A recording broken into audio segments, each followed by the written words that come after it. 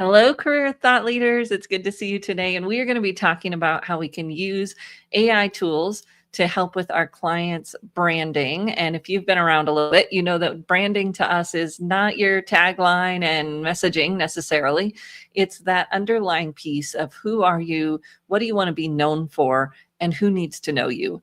And those questions are really challenging for most people I work with, whether they're a job seeker, a business owner, really, it doesn't matter. Those questions are things that we don't have time to think about very often, and it's deep, right? Who are you? What do you want to be known for?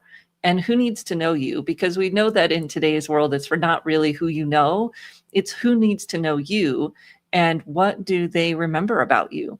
And this idea of memorability and what do you stand out for really then comes back to being clear around what you want to be known for. But when people build that in a vacuum or they build it in a very superficial way, right? This is what I want to be known for, and I put on a mask and I have this facade. That's when we see more burnout, more dissatisfaction, because you aren't living kind of from the inside out. And so that's what we're going to talk about today is how can some of these AI tools help someone live that from the inside out. Now, we're not talking to Pollyanna, like be your authentic self at work and all of that. That's part of it, yes. And we know that that's not realistic for most of us.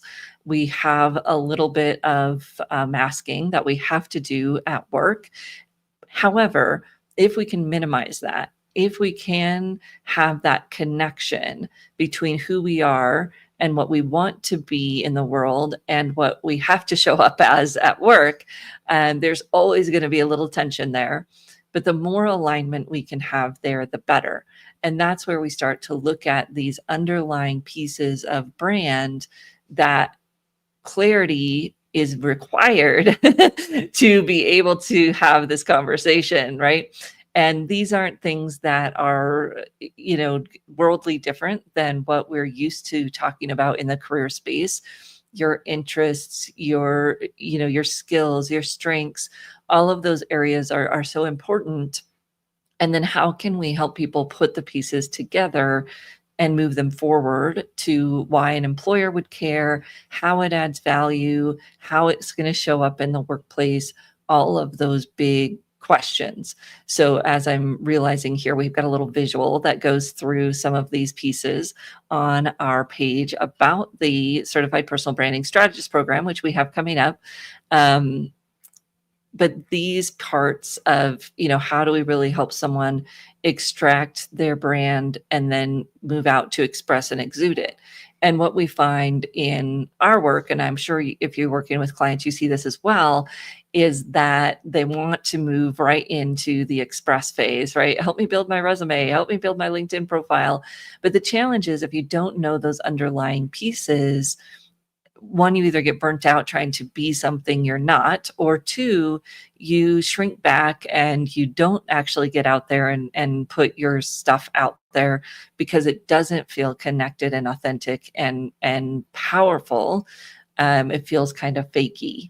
And so one of the stories that I always tell in this space is that I left a person who I had started my career with in this type of work. So I was working for her as a subcontractor, and some of the things started to come out to me that this wasn't helping me be my authentic self, right? Working for her was not a good fit for me. And so I left and I started my own thing. And one of the first networking events I went to, people said, oh, Marie, what makes you different than this person? Because she was well known in the community. And I stumbled. I didn't know how to answer that question well. I think it sounded kind of defensive and it just wasn't great. And I had to do this work. Actually, I found the Certified Personal Branding Strategist program way back then in 2012 or whatever, because it's been around since 2001. And I went through that program to help me figure out my personal brand. And then I figured out, oh, I can help clients with this too. At that point, I was doing a lot of resumes. I wanted to get more into the coaching and counseling, which I had my degree for. And this was a great way to help people say, okay, you want to build a resume, but first, what makes you different? What do you want to be known for?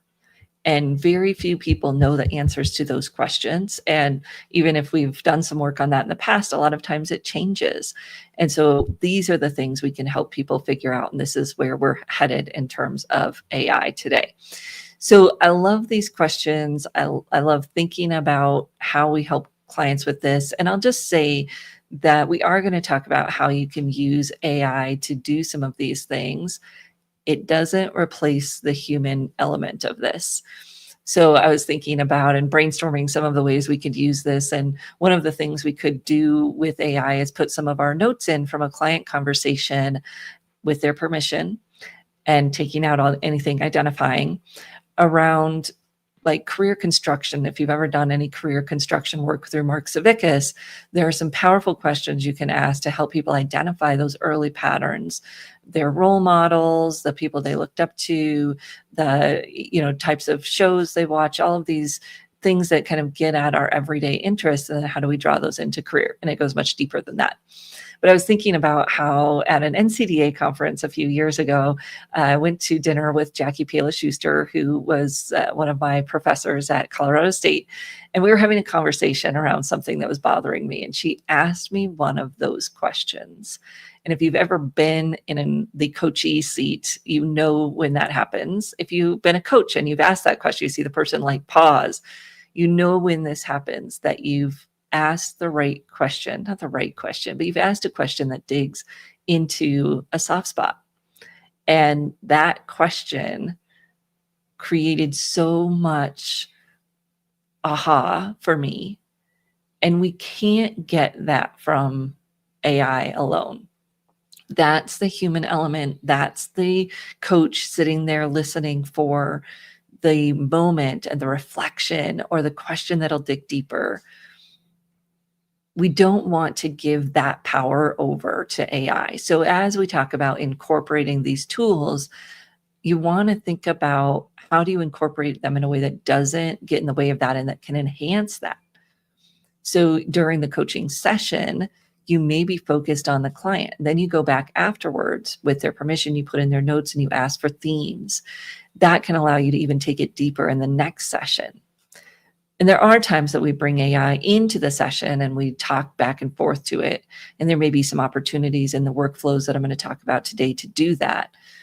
But always paying attention as the coach for that aha moment, because it's not going to come through AI as much as it's going to come through your human connection. Now, those of you that work in fast-paced environments, right? We're in a workforce center, or we're in a TAP program, or we're at a university. I know that these tools can help speed things up. They can't do that depth. So use them to speed things up and then slow it down to get into that depth. And if you can have them do some of these things on their own and then bring it in or send it to you ahead of time so you can dig deeper, that's where you're going to get the benefit of both. Don't get in the habit of using this AI to speed it up and staying at the surface level, because that's not going to help the person make the behavior change or the belief change that they need. So let's dive into some of these ways that we could use AI. So one of the things I love to do is have my clients do the appreciative inquiry process that I learned from Don Shute years ago. And there's a lot more depth to it, but on the quick and fast here, we can ask clients a series of questions. And I typically have them answer at least 4 questions, sometimes 3 if they're in a hurry.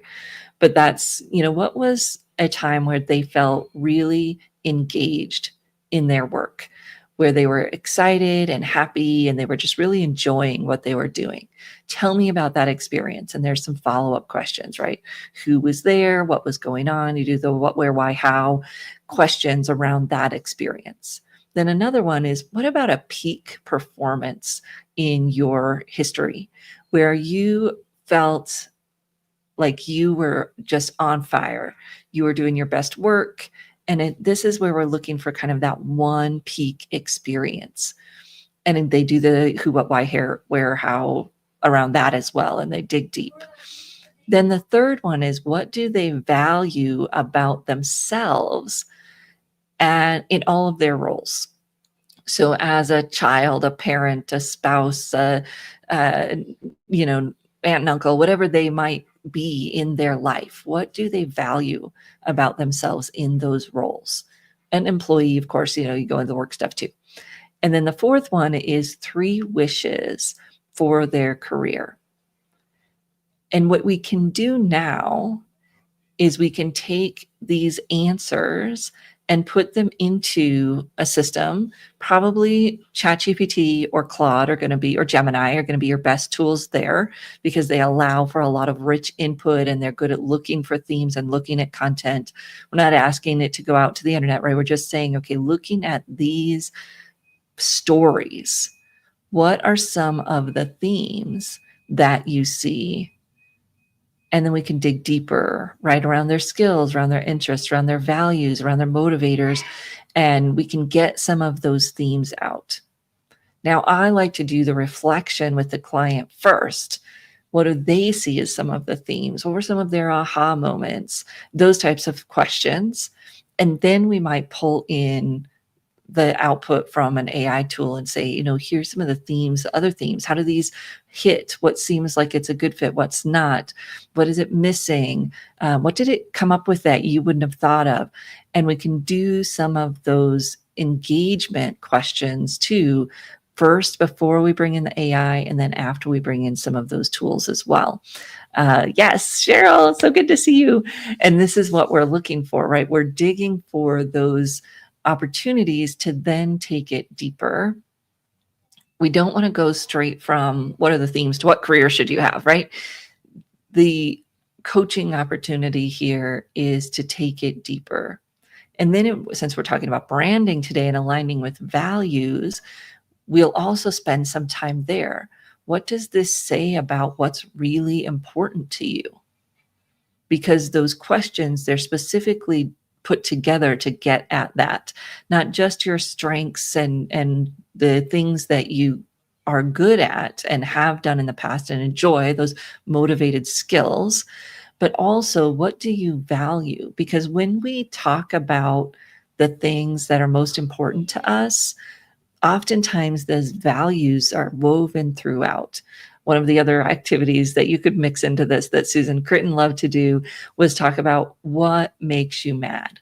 Maybe think about in your personal life, at your work life, what are those things that just drive you crazy? And then how could we bring those in and look at themes for those as well? And it all starts to point out what really matters to you, what motivates you, what matters to you, what are those underlying things that you think are really important about yourself.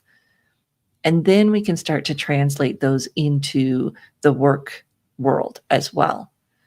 But it's that moment where we're not going to think about work yet.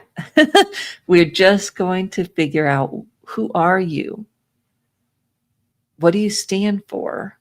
And then we can start to drag it into, what do you want to be known for?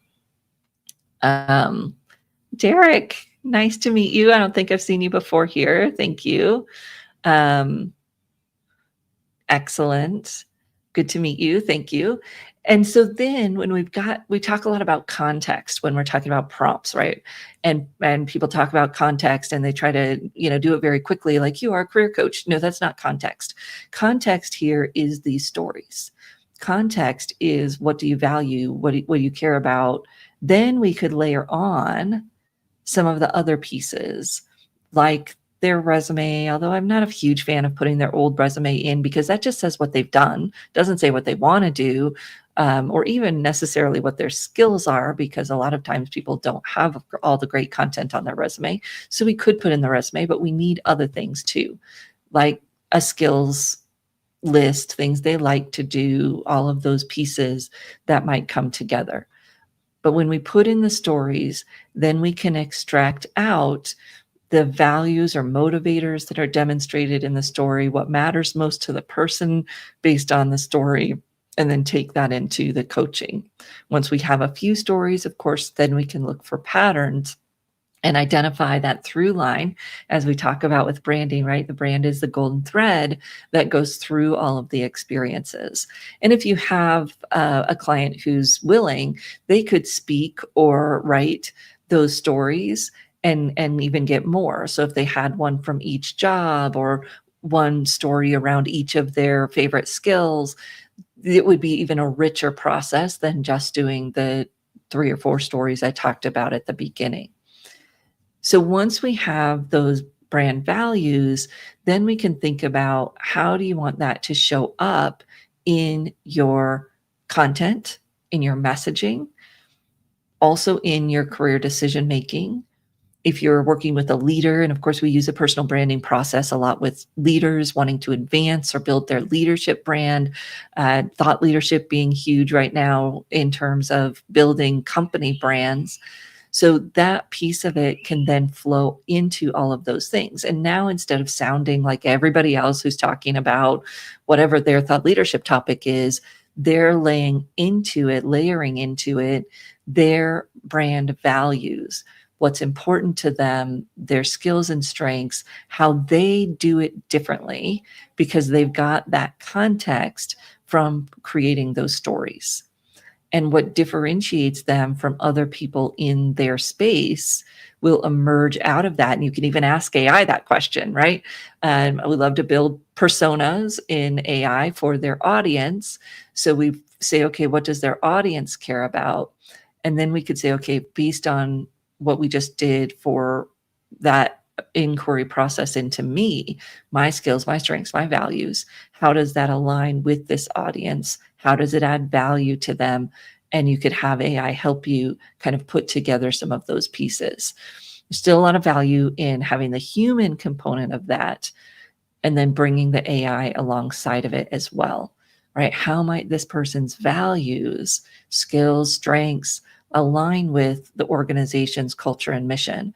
If you've done and you've put in the context around the organization in AI, then it can start to help you connect the dots. And that's part of what we want to do, right? How do we start to connect those dots? So when we think about all of this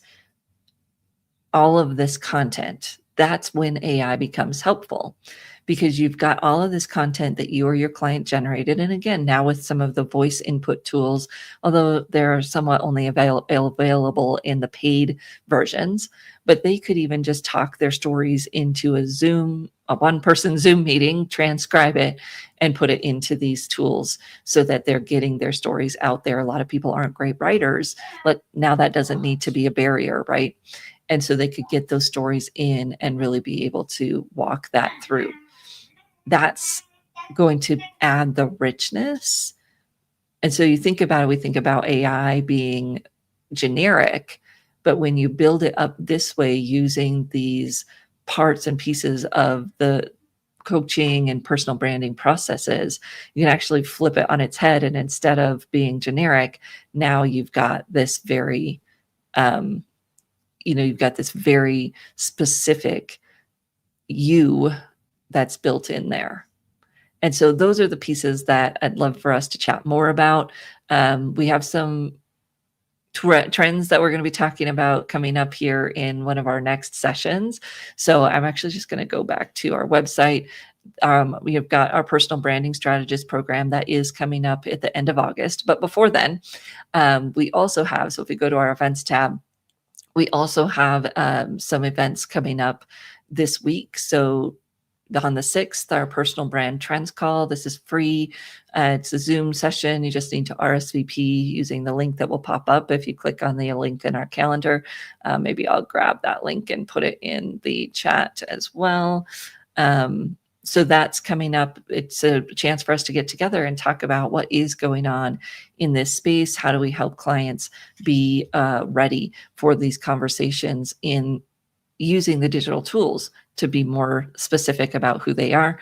And then, like I said, we've got our certified personal branding strategist starting on the 26th.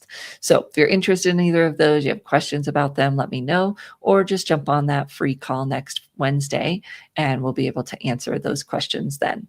See you on Zoom, right?